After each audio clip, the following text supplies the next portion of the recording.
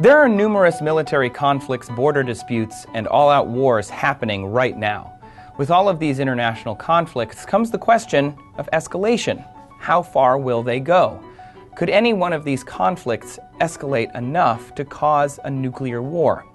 To answer that, we first have to look at which countries actually have nuclear weapons.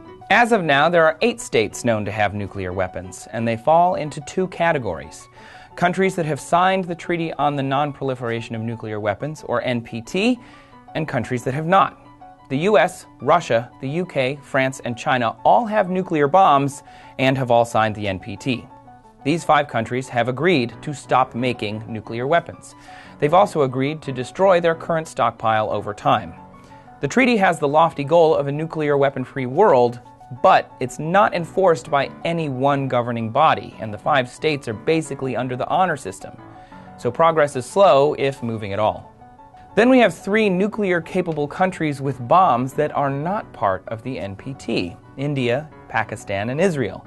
These countries refused to sign the treaty before it was put into effect in 1970, primarily because it capped the number of countries who were allowed to have nuclear weapons at 5, the 5 countries that already had them. These 3 countries had not yet developed their nuclear programs. India tested their first nuclear weapon in 1974, and Pakistan tested theirs in 1998. Israel has not confirmed or denied having a nuclear arsenal, and there is no solid evidence of them testing a bomb. But according to the Federation of American Scientists, Israel may have as many as 80 nuclear weapons. There are also countries that might be pursuing nuclear weapons, like Iran, which has a nuclear program, but they claim it is for energy use only. After a series of embargoes and sanctions, Iran has agreed to scale their program down, but they also recently missed a deadline with the UN to provide specific information pertaining to their nuclear explosion experiments. So we can't really be sure what their current status is.